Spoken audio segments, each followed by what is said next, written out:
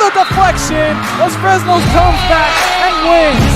Now Santa Maria will put up a three. Bang! Santa Maria. Here's Warner. Here comes the head of the jam. Counted for two. The field. Adios! And the Falcons win on a walk-off. And it's saved. What a game.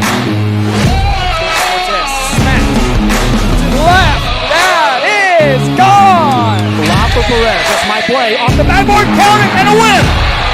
And a win. Ryan Perez. How's it going, everyone? We are back and better than ever. Week 3 of Texas high school football. We are back at Luke Furia Motors in Brownsville, Texas. Kevin Naro, Rudy Zamariba Jr., and we are joined by one of 3 of our special guests, Coach Kelley Lee of Brownsville Veterans Memorial. Coach, thanks for joining us. Appreciate you having me. Thank you. Coach Kelley Lee will be joining us along with St. Joe's Adrian Del Pozo and Tino Villarreal later in the show. But just to recap week 2 of high school football, a couple of things that stood out. I know, Coach, you were on a bye week, but to give you the scores starting on Thursday, starting things off with Palmview and Roma. It was 40-34 in overtime. Palmview got that win. Edinburgh Economides 38.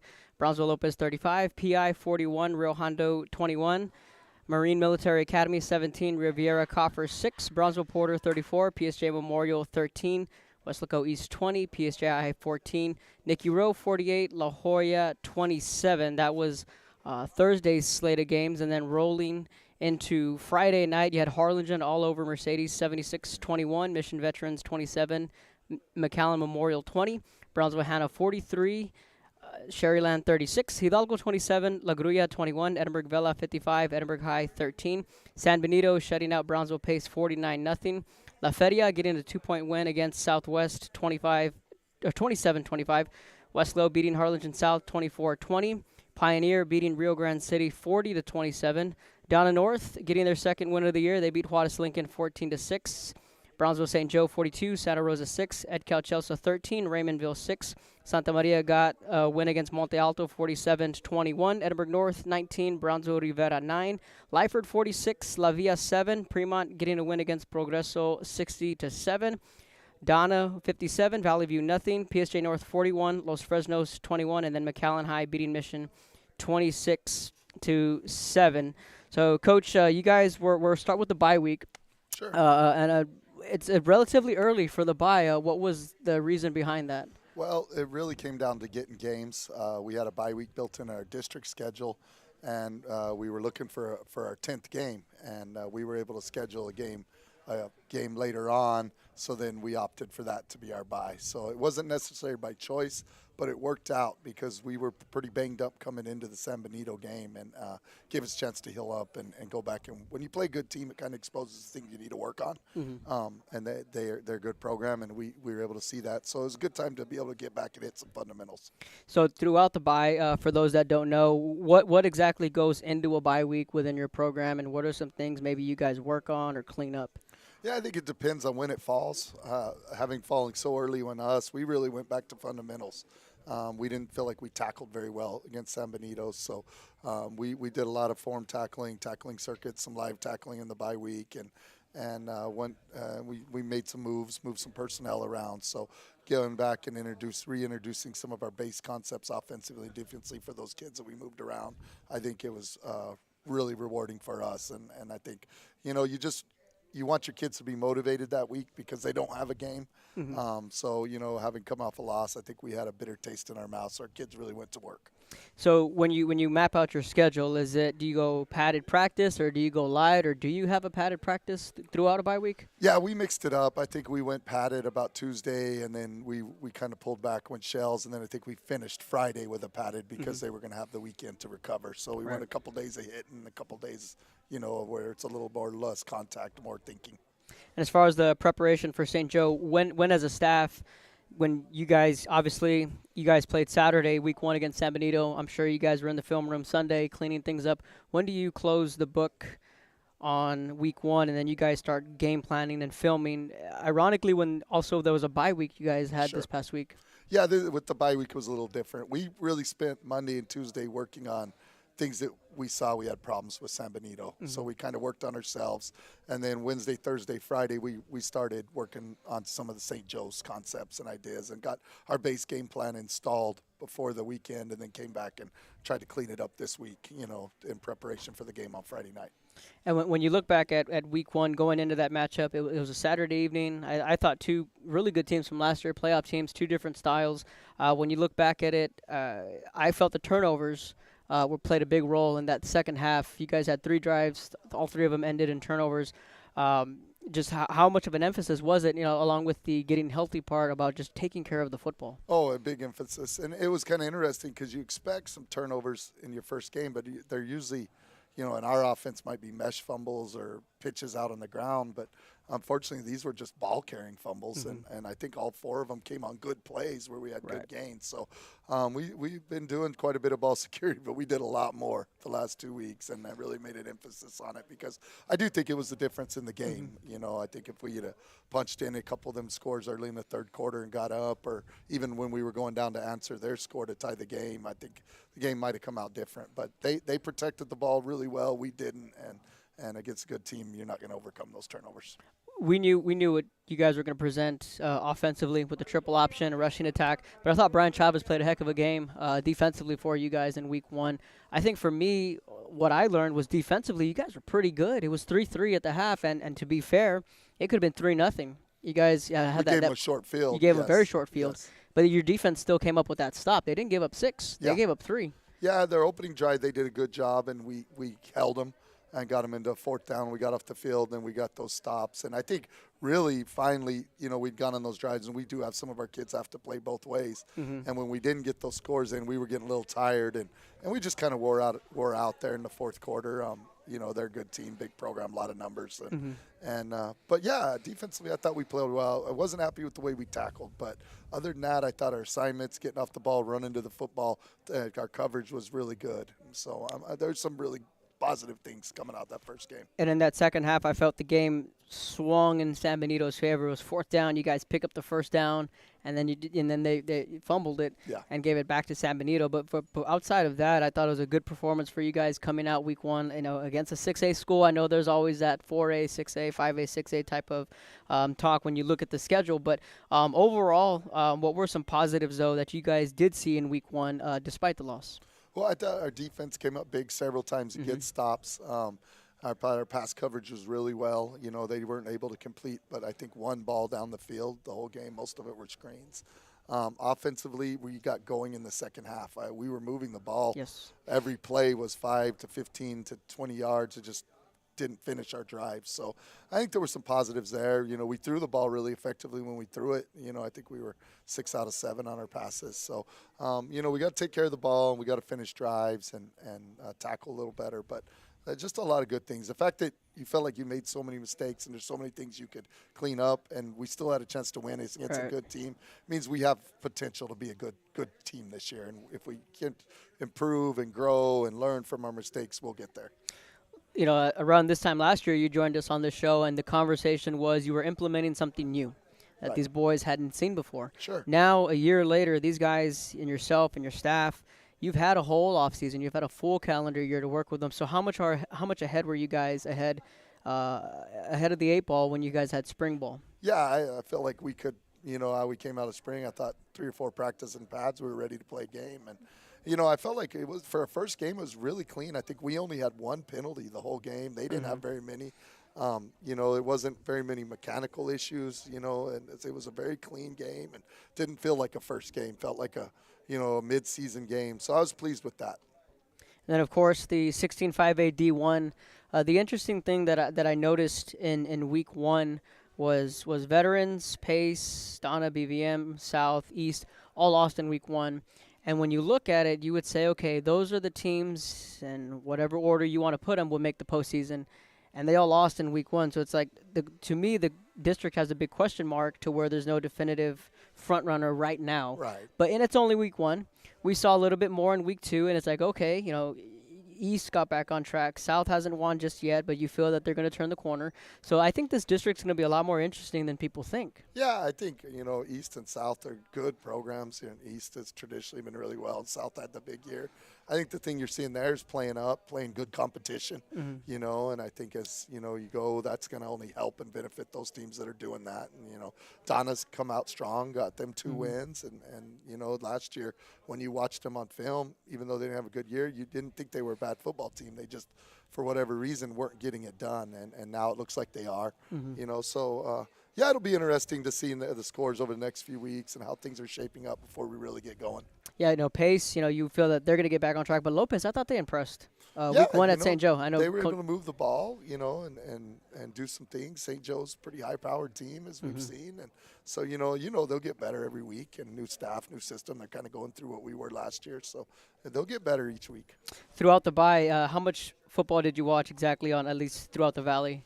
Well, you know, we were able to get out and scout Thursday and Friday, and so we saw a lot. And then, you know, the bye week's one of the only times as a football coach you usually get to watch any other football. And the NFL's not going yet, so it was nice to see the college games this weekend because people assume that we get to watch a lot of football, and we're so busy preparing for our games, we don't really do that. So that was fun, too. Speaking of which, you're a college guy. Earlier this week they announced, or last week, that in 2026 they're going to expand it to 12 teams on the college football playoff. Just wanted to get your take on that. Yeah, I've been a proponent of the expansion. I always thought 8. 12 is going to be a little interesting. But, you know, that means someone's going to have a bye in there, and so it'll probably work itself out, and the games will be good and competitive. But it doesn't matter what you go to. There's always going to be some controversy because there's always going to be controversy who that last couple teams in are, you know. So, but you feel like you're 12. You've definitely got the best teams in the tournament, so that's a good thing. So would you go conference winners each get an automatic bid through the Power 5 and then work your way there, or how would you? I think with the name, image, and likeness, things are so much up in the air. It's hard to tell right now because some programs are going to emerge, you know, and other ones that have been good, you know, they're not going to be able to compete financially with those. So I don't know how that's going to shape up. I think the conferences that are committed to making that heavy part of their deal are going to be very good and hard to beat. So I think probably just getting the best teams regardless of conference champions is how I would look at it. But when you get to 12, that gives you more leeway to probably include those conference champs now. And then what are your thoughts? I know we're starting to hear, super conferences with, potentially the Pac-12 being no more, with USC, Oregon, those schools thinking about maybe moving to the Big 12. Or what are your thoughts on that? Well, I'm not a fan of it, but I've been saying for about 15 years that that's the way it was headed. There's definitely haves and have-nots, and I almost thought that the only way to really get a hold of it is you make those super conferences, and then they can pay the players and do that, and it's a really glorified minor league football, and they're basically pro athletes affiliated with Alabama or affiliated with USC, and then maybe the other schools can get back to some semblance of student athlete college football, and I think the choices will be the schools like Notre Dame and those schools that have high academic standards and committed to that student athlete philosophy, but also have been very competitive. Where are they going to lie? Where are they going to fall when that all shakes down? But I think you can see it coming, and I'm not a fan of it, but I don't really see any other way to resolve it at this point. Gonna put you on the spot here. Who's in your Final Four this year? Who's in your playoff? Oh man, well I think Alabama and Georgia. I think Clemson's gonna bounce back. I really do. The fourth one, I don't know. That'd be a tough call right now. It's up in the air. A&M maybe. A&M, they've got the swagger. To get it done. They would be one of the teams that I could see getting in there. But now you're looking at getting 3 from the SEC, and that's tough. It's usually how it is. Yeah, it's happened before, but it's tough. But they'd have to knock off Alabama again or Georgia and be up there. All right. Switching gears back to high school football. So your opponent this week is Brownsville St. Joe. And for a lot of people down here, we've been waiting for that football game. For BVM to play St. Joe, within the same city, and it's just going to be down the street from you guys at Canales Field. So just with what you can share, we'll start offensively. What are some things that they challenge you guys with what they have with Ethan Gallegos and with their spread attack? Yeah, I think that they spread the field out, and their spread offense, but they're really balanced coming off of 2 games. Credit to Coach Tino, I think they're 50-50. It's like 49-51 when we broke down the data. So they run the ball a lot more than you think, and then they're great at throwing screens. So that's a glorified run game too. So even though they're a spread team, they're able to control tempo and go on long drives, and then we know that they have the big play potential, Right. So, they're challenging, and that's what we wanted when we came up with our non-district schedule. We wanted to play some spread teams. We wanted to play, some teams. Next week we play Port Isabel. They're a running team, get a little bit of all of it, and St. Joe's going to challenge us defensively with their spread attack. So, very good skill players, yes. and many of them. Right. Not just one or two guys that you got to stop. The other guys can hurt you as well. So it'll be a good challenge for us. We're looking forward to it.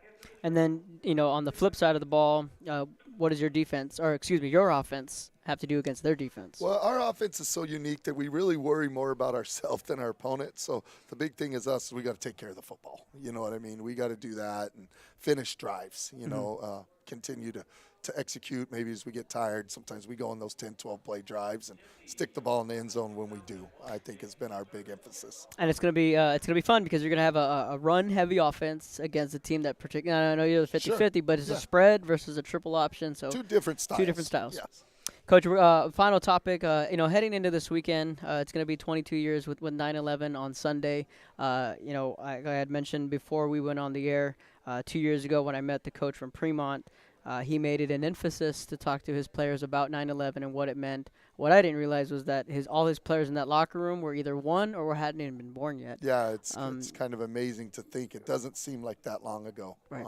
But yeah, I think something. And we pride ourselves. We're Veterans Memorial High School, and we tie into, we're red, white, and blue, and we use the flag in a lot of our, our branding, and so I think it would be remiss if we didn't spend some time with our kids talking about it. And the great thing about our country is we're free, and we have the opportunity to play the games we love and do the things we love, and not much better than football on a Friday night, high school football on a Friday night. And living in our country gives us those opportunities, affords us those opportunities. So we'll spend some time talking about it and making sure our kids know to enjoy it, and how blessed they are to live in our country, and those things that have transpired in our past, and what a memorable moment they are. It's, you and I and many others, everybody remembers where they were when that happened. I know I do. Right. And so, it's an important event, and we always need to keep it in the forefront. Coach Kelley Lee of the Brownsville Veterans Memorial Chargers. Coach, before we let you go, any shout-outs that you want to give? Well, I just appreciate our coaching staff. They've been working really hard during the bye week, and our players too, responding, correcting. So I just want to give them a big shout out. Appreciate our administration being super supportive. Dr. Gallegos and all her assistant principals always giving us support and helping us be successful. So appreciate the players, coaching, and the administration all at Veterans Memorial. Coach Kelley Lee, we will be live Friday night, 7:30? Yes, because a lot of these games, 7:30 on Friday night. I believe it's at 7:30. You might want to clarify with Tino when he gets here. on. Yeah. But either way, 7:30 kickoff. We'll be live Friday night, Brownsville Veterans, St. Joe. You won't want to miss it at Canales Fields. Coach, thanks for joining us. Appreciate you having us. Yes, sir. Thank you, Kevin. When we come back, we'll be joined by some St. Joe Bloodhounds when we come back on Real Sports Live. Plan your escape. Beach, bay, or both. Sunrises and sunsets daily. Memories made all day. Live music and great food round out your visit. So why wait? SoPadre.com. We're the St. Joe Bloodhound Cheerleaders, and you're watching Real Sports Live! Hi, I'm Rebecca Castillo. I invite you to visit San Benito and see for yourself the many things this community has to offer. Our offices of economic development offer a variety of business resources to developers, investors, and business owners from small to large scale. Contact us and let us work together on your next business opportunity.